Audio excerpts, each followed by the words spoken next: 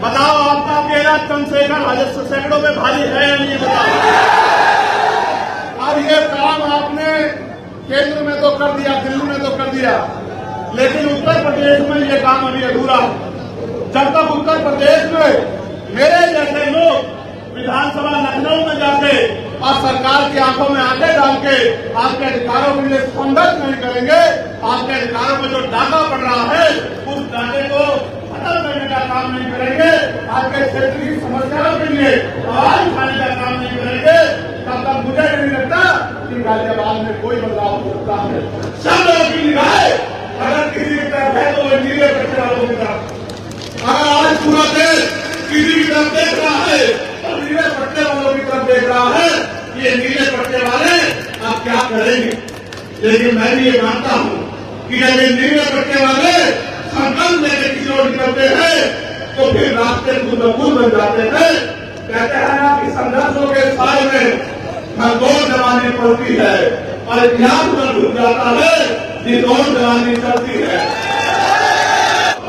जवानी आज क्रांति का रास्ता अपना चुकी है और जब तक वो सत्ता में बैठे होगा घमंड नहीं तोड़ेगी, सत्ता में बैठे होगा अहंकार नहीं तोड़ेगी, और जब तक वो इस भारत को संविधान के जरिए करने वाला भारत सम्राट अशोक के सपनों का भारत नहीं बना देगी, तब तक वो रुकने वाले नहीं है। ये आंधी है और ये समय के साथ चलती है। जब आंधी चलती है तो छोटी मोटी चीजें उसका मुकाबला नहीं कर पाती है।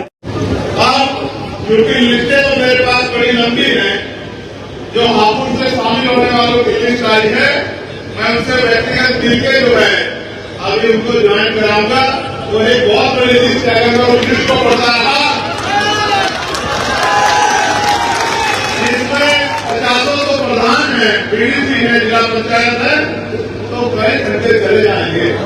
मैं ये समझता हूँ कि अब घंटे खराब करने का समय नहीं रहा।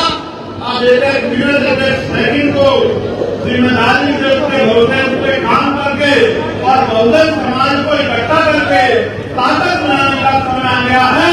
और बातों में समय खराब नहीं करना है, अब हमें किसी के भरोसे नहीं करना है, अब हमें अपनी लड़ाई स्वयं करनी है। इसलिए हम एक मिनट को बचाने का काम करेंगे। सम्मानित राष्ट्रीय कोर कमेटी के बहुत सारे मेंबर यहाँ मौजूद है, चौधरी निजाम साहब, अमित रसाना जी, कपिल आजाद जी, तालिब चौधरी जी, हमारे जिला से मनोज जी, संजीव कुमार जी, अमर सिंह यादव जी, नरेश यादव जी, जोनी यादव जी, और एक बहुत बड़ी लिस्ट का मैं इनका दिल से धन्यवाद करता हूँ जिन्होंने आंदोलन को आगे बढ़ाने में राहुल और तमाम लोगों ने मेहनत की।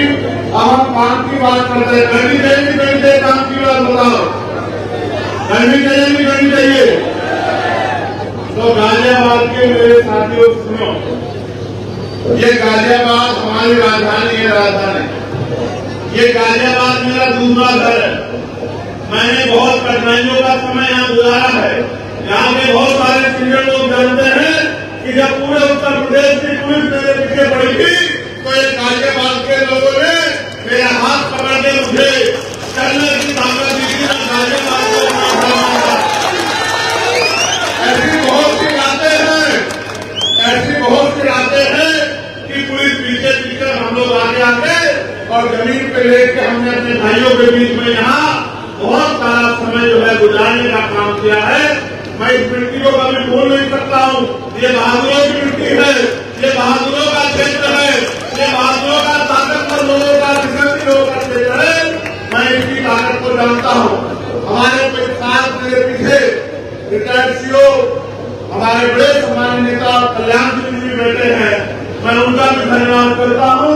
उन्होंने भी बहुत और उनके साथियों ने भी बड़ी मदद की है समय पे। और जब मैंने दिल्ली में आह्वान किया सरकारों को धूल चटाने के लिए, तो गाजियाबाद में सीना काम करके जो है दिल्ली की सरकार को मेरे साथ खड़े काम दिखाने का काम किया। मैं गाजियाबाद के साथियों का पूरा धन्यवाद देता हूँ। छोटे भाई गुलाम और तमाम सब लोग जहाँ लंबे समय से संघर्ष कर रहे हैं, लेकिन अब उस संघर्ष को एक रूप देने का समय आ गया है। आपने सामाजिक रूप से बहुत बार जो है विरोधियों को धूल चटाए। चाहे इसी बात में जब ये भारतीय जनता पार्टी के लोग पार्टी के मैदान के बाहर अम्बेडकर को अपमानित करने का काम कर रहे थे, मेरी माँ बहनों ने मोर्चा नाकामयाब करने का काम किया था। मैं बात को जानता हूँ, अपनी शक्ति को जानता हूँ। लेकिन सामान्य साथियों, मेरी माँ बहनों मुझे बताओ और खुद से सवाल करो, जब भारत अम्बेडकर ने हमें वोट का अधिकार दिलाया था और उन्होंने ये भी कहा था कि पॉलिटिकल पावर जब न करती कि राजनीतिक सत्ता वो चाबी है जो आपकी सारी समस्या का हल कर देगी, तो आप महसूस करो कि आज भी उत्तर प्रदेश में और देश के हर एक कोने में कमजोर वर्ग के लोग रोटी कपड़ा मकान से वंचित क्यों है, उनके बुनियादी सुविधाएं क्यों नहीं है, आज भी उनको इंसानों जैसा जीवन क्यों नहीं मिल रहा है। जब हम इस बात को देखेंगे तो हमें एहसास होगा कि हमने अपने महापुरुषों की बातों को कानों से तो सुना है, लेकिन उस पर जिम्मेदारी से अमल नहीं किया है। लेकिन हम जिम्मेदारी से अमल करेंगे और अपनी पूरी ईमानदारी से, जिस तरह से हम 8 घंटे अपना पेट पालने के लिए मेहनत रोजगार करते हैं, मजदूरी करते हैं, नौकरी करते हैं और 8 घंटे 10 घंटे की मेहनत में कुछ पैसे कमा के अपने बच्चों का पेट पालने का काम करते हैं। अगर 2 घंटे भी हम लोग मिशन का काम करें, अपनी पार्टी का काम करें और बहुजन समाज में भाईचारा पैदा करने का काम करें, तो वो दिन दूर नहीं कि राजनीतिक शक्ति आपके हाथ में होगी। आप ये जानते हो नहीं जानते हो कि जिस दिन से आप लोगों ने, मैं पूरे धन्यवाद करूंगा आपका कि आपने एक पैसा जुटाते, जब मैं नदिया में चुनाव लड़ रहा था तो मेरे हाथों को मजबूत करने के लिए भेजा और आपको उस पैसे से इतनी ताकत मिली कि आज आपका बेटा चंद्रशेखर आजाद दिल्ली में पार्लियामेंट में खड़े होकर आपके सारे अधिकारों के लिए संघर्ष करने का काम करता है। आपने मुझे पार्लियामेंट में बोलते देखा और कितने लोगों ने देखा हाथ मारेगा, बताओ दिल से अपने दिल में हाथ रख के बताओ आपका अकेला चंद्रशेखर सैकड़ों में भारी है या नहीं, बताओ। अब ये काम आपने केंद्र में तो कर दिया, दिल्ली में तो कर दिया, लेकिन उत्तर प्रदेश में ये काम अभी अधूरा। जब तक उत्तर प्रदेश में मेरे जैसे लोग विधानसभा लखनऊ में जाके और सरकार की आंखों में आंखें डाल के आपके अधिकारों के लिए संघर्ष नहीं करेंगे, आपके अधिकारों में जो डाका पड़ रहा है उस डाके को खत्म करने का काम नहीं करेंगे, आपके क्षेत्र की समस्याओं के लिए आवाज उठाने का काम नहीं करेंगे, तब तक मुझे नहीं लगता कि गाजियाबाद में कोई बदलाव हो सकता है। बाकी लोगों पे लोगों का 2027 में आएगा, लेकिन आप तो बड़े किस्मत वाले हो, आप तो बड़े खुशहाल हो, आपके हिस्से में तो 1 साल बाद ही, इसी साल आपके चुनाव के 1 साल बाद और इसी साल 2024 में आपके सामने तो पुनः लोगों का आ गया है कि आप अपनी पिछली भूल को सुधार करके और अपनी आवाज को उठाने वाला चंद्रशेखर आजाद जैसा एक भाई लखनऊ में आप लोग भेज सकते हो। मेरा मानसिक और शारीरिक तैयार होगा और मैं आपको विश्वास कहता हूँ, पार्टी ने भी व्यक्ति को यहाँ जिम्मेदारी दी है कि वो आपकी आवाज को उठाने का काम करेगा। मैं उसके संघर्ष को जानता हूँ, मैंने उसके संघर्ष को देखा है। कई बार दिल्ली का पानी बंद करके अपने आंदोलन को, किसानों के आंदोलन को कामयाब कराने का काम उन्होंने किया और अभी अभी जो शिक्षक माफियाओं के खिलाफ आंदोलन कर रहे हैं, मजदूरों के, किसानों के, नौजवानों के, बेरोजगारी के खिलाफ आंदोलन कर रहे हैं, उस आंदोलन में भी भाई सतपाल चौधरी कंधे से कंधा मिला के आपकी आवाज को उठाने का काम कर रहे हैं। किसी पद पे होते आपकी आवाज बनने का काम कर रहे हैं। सोचिए, अगर इस बहादुर भाई को आपके वोट की ताकत से असेंबली में भेज दिया तो कल गाजियाबाद में आपके हितों की रक्षा होगी या नहीं होगी, बताओ। क्या गाजियाबाद में आपके अधिकारों को जो डाका डाल पाएगा?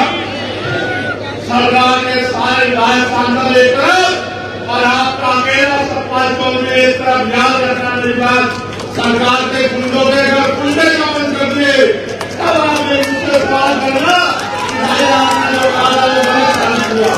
मैं आपको कहना चाहता हूँ, हम पे विजन है उत्तर प्रदेश में बदलाव का, हम पे विजन है महान पुरुषों के विचारधारा को, उनके सपनों को पूरा करने का, और हमें माला है, हमें बल है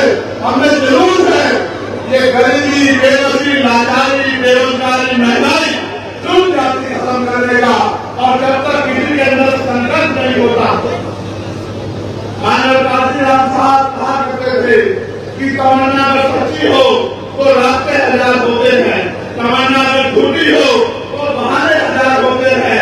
हमारे दिलों में तमन्ना है कि आजादी के 75 साल बाद तो अब दलितों को, पिछड़ों को, आदिवासियों को, मुसलमानों को, अन्य धार्मिक अल्पसंख्यकों को और उनको भी सामान्य जाति के गरीब लोगों को जो तुम जाति से रहे उनकी जिंदगी में आप खुशहाली आनी चाहिए। जो सरकारें उत्तर प्रदेश तक केंद्र में बैठी है, आप ये जानते हो कि वो तानाशाही वाली सरकारें हैं। अगर उनका आर्ग्यूमेंट के खिलाफ, उनके भ्रष्टाचार, उनके झूठ, उनके झूठे वादे या उनकी झूठी नीतियों के खिलाफ, तानाशाही के खिलाफ अगर आवाज उठाता है तो उसके अपने नहीं रहते। उत्तर प्रदेश की जनता के अपने कैसे होंगे? आप ये देखो किस तरह से बुलडोजर के जरिए और तमाम तरीकों से जुर्म जाति को बढ़ावा दिया जा रहा है, संविधान को कुचलने का काम किया जा रहा है। सब लोगों की निगाहें अगर किसी की तरफ है तो वो नीले पट्टे वालों की तरफ।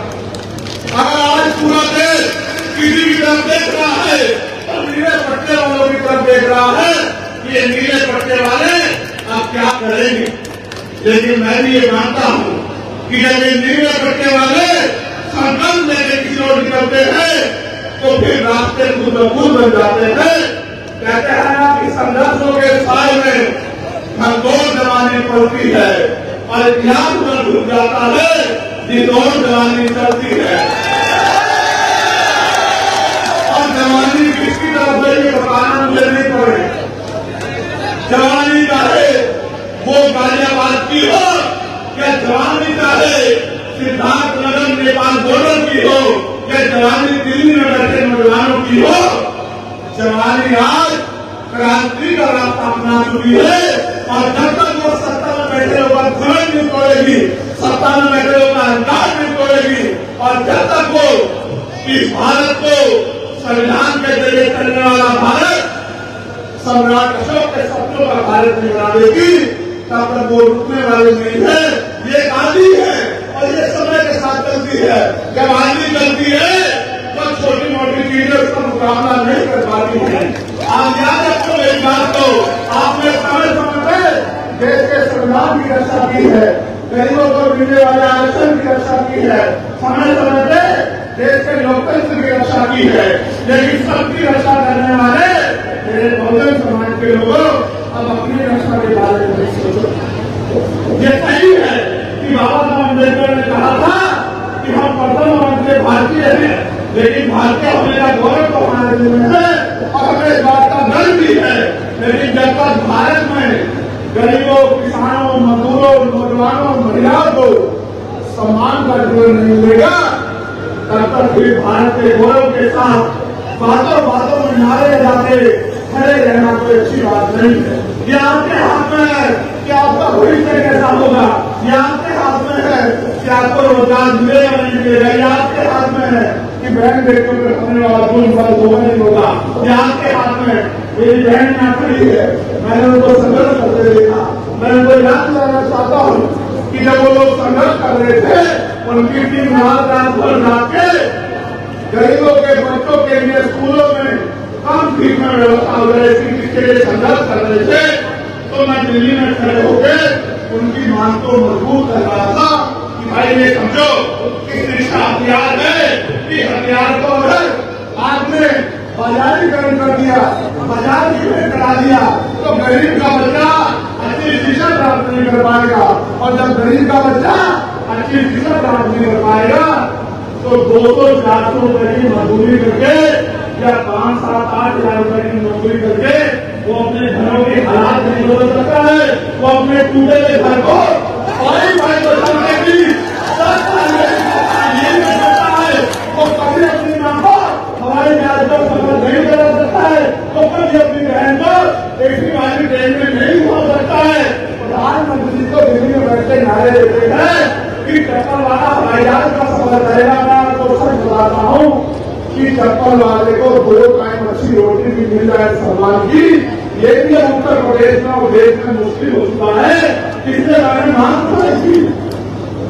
ये अगर बदलाव चाहते हो तो फिर करो कि राष्ट्रपति हो, प्रधानमंत्री हो, विधायक हो, मंत्री हो, मुख्यमंत्री हो, राज्यपाल हो, या कोई भी ऐसा व्यक्ति जिसको सरकारी सुरक्षा मिली है, सुविधा मिली है, या उसको आर्थिक मदद होती है, चाहे वो क्लास 1 का अधिकारी हो या क्लास 4 का अधिकारी हो, चाहे वो डीएम एसएसपी हो या एसडीएम एडीएम हो या दरोगा सीओ हो या कोई और अधिकारी हो, सबके बच्चों को सरकारी स्कूल में पढ़ाने की इजाजत देनी चाहिए और कानून बना देना चाहिए कि सरकारी अधिकारी कर्मचारी नेताओं के बच्चे सरकारी स्कूल में पढ़ेंगे। आप देखो, महसूस करके अपने दिल पे हाथ करके महसूस करो, एक भी क्लास में मुख्यमंत्री का बेटा बैठा होगा, उसकी बराबर वाली टेबल पे मजदूर का बेटा बैठा होगा, उसके बराबर वाली टेबल पे एसडीएम का बेटा बैठा होगा, उसके बराबर वाली टेबल पे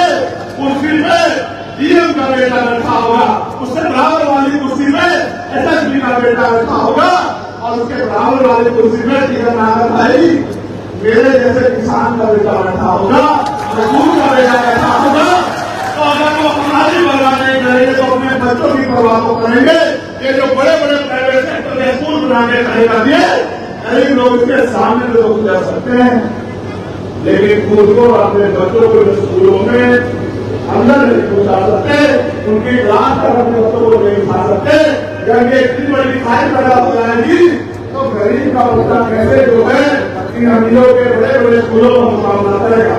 साथ साथ मैंने मांग भी की है कि जितने भी सरकारी कर्मचारी अधिकारी नेता है, चाहे वो राष्ट्रपति से लेके और गांव का प्रधान क्यों न हो, उनके बच्चों का दिमाग हो, उनका इलाज सरकारी अस्पताल में होना चाहिए।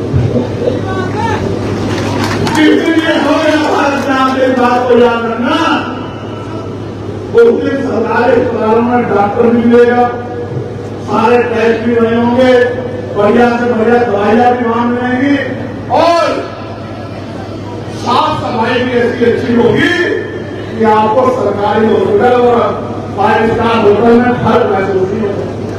जब मंत्री जी का इलाज वहां होगा, मंत्री जी के बेटे का होगा, राज्यपाल के बेटे का होगा, प्रधानमंत्री जी का होगा, ये बड़े बड़े उद्योगपतियों का होगा, ये बड़े बड़े उद्योगपति नेता खुद को प्राइवेट हॉस्पिटल में जाते हैं और हमसे कहते हैं कि हमें सरकारी अस्पताल बनवा दिए।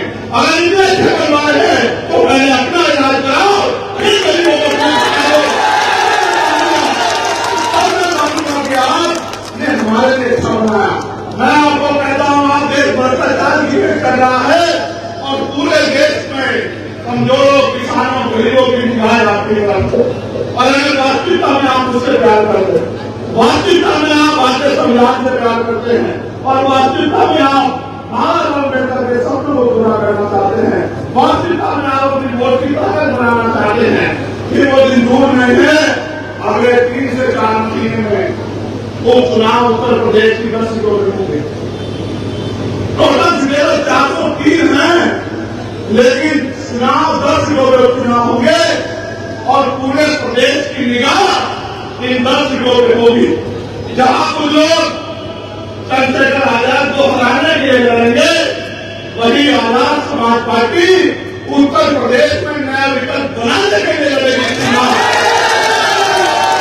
और विकल्प की ऐसा जो विकल्प एसी के कमरे में करके नहीं, सर्वों के गरीबों के बीच में खड़े उनकी लड़ाई लड़ने का काम करेगा।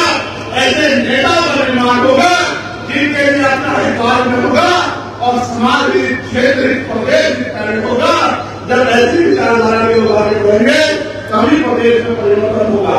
आप अपने दिल याद रखकर बताओ, रात को 11 बजे अगर आपकी बेटी घर से निकल के बाजार की किसी दुकान पे जाओ तो क्या आपका दिल उत्तर प्रदेश में आज मतलब करता है नहीं करता बताओ?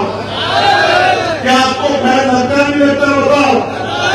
तो सब कुछ होते हुए भी अगर बैठे उत्तर प्रदेश में सुरक्षित नहीं है तो मैं मुख्यमंत्री से कहना चाहता हूँ कि आपको कोई निकाल नहीं कुर्सी में बैठेगा। अगर आपने जल्द भी नहीं दिखता हो तो आपको कुर्सी छोड़ देनी चाहिए, क्योंकि 7 साल के कार्यकाल के बाद भी आप उत्तर प्रदेश की बेटियों को सुरक्षा देने में सुरक्षित रखने में कामयाब नहीं हो पाए, आपको कोई अधिकार नहीं है कुर्सी पर बैठने का, सिर्फ बड़ी बड़ी बातें करने से काम नहीं चलेगा। जब राजनीतिक शक्ति दूसरे लोग के पास होगी, जैसे आज भारतीय जनता पार्टी के पास है, तो आपके हाथ ऐसे फैले हुए हैं, और अगर राजनीतिक शक्ति आपके पास होगी तो आपका हाथ देने वाला हाथ होगा। आज मेरा पूरा परिवार इस मंच पर एकजुट हुआ है, मेरे दिलों में बड़ी खुशी पैदा हुई है। मुझे ऐसा लगता है कि जो भार मेरे ऊपर है वो भार थोड़ा कम होता है, क्योंकि मैं इनकी शक्ति को जानता हूँ, मैंने इनको संघर्ष करके देखा है, मैंने इनसे बहुत कुछ सीखा है। मेरा दिल ये कहता है कि आज और इसी समय से उत्तर प्रदेश में परिवर्तन का एक चक्र जो है शुरू हो चुका है। और आप देखना कि जब 10 विधानसभा उपचुनाव का रिजल्ट आएगा तो जिस तरह से आपका प्रतिनिधित्व दिल्ली में है, लखनऊ में भी आपका प्रतिनिधित्व होगा। आपकी बात को कहने वाला और ये लीडर फैसला करेंगे, आधुनिक योजना की दृष्टि की तरफ आने वाला आपका सफाई विधानसभा में होगा, ऐसा मेरा विश्वास है। मगर ये तभी संभव हो सकता है जब कार्यभार के लोग मन बनाने और कार्यभार के लोग अपनी जिम्मेदारी को उठा लें। और आज के लोग सुनकर मिले कि हमें रोज 1 घंटा लोगों को आजाद समाज पार्टी से जोड़ के, उनकी विचारधारा, उनके विजन से जोड़ के और गाजियाबाद से नहीं शुरुआत करें, क्योंकि बाहर के लोग पसंद करेंगे, अलग बात है। लेकिन जब तक गाजियाबाद का मेरा परिवार, नरेश भाई, विजय भाई, संजीव भाई, विष्णु भाई, तमाम लोग जो हैं, ये मेरे पुराने साथी, जब तक कमर नहीं कसेंगे तब तक लड़ाई आगे नहीं है। सरपाल जी को मैं देखता हूँ, वो सुबह पार्क में जाते हैं, सरपाल जी को मैं देखता हूँ, वो हर आंदोलन में जाते हैं। अगर आप सब लोग सरपाल जी बन जाओ, सीओ साहब पीछे बैठे हैं, अगर आप सब लोग सरपाल जी बन जाओ तो दूर नहीं, ये लड़ाई हम लोग बड़ी आसानी से जीत जाएंगे। यहाँ तमाम लोग, पैसे वाले लोगों को, ताकतवर लोगों को मुकाबला करने के लिए मैदान में उतारेंगे। वहाँ आपका ये किसान का बेटा, यहाँ के कमजोरों, किसानों, महिलाओं, मजदूरों, महिलाओं, बेटियों, संघर्ष की लोगों की आवाज बनके इस लड़ाई को मंजिल तक पहुंचाने का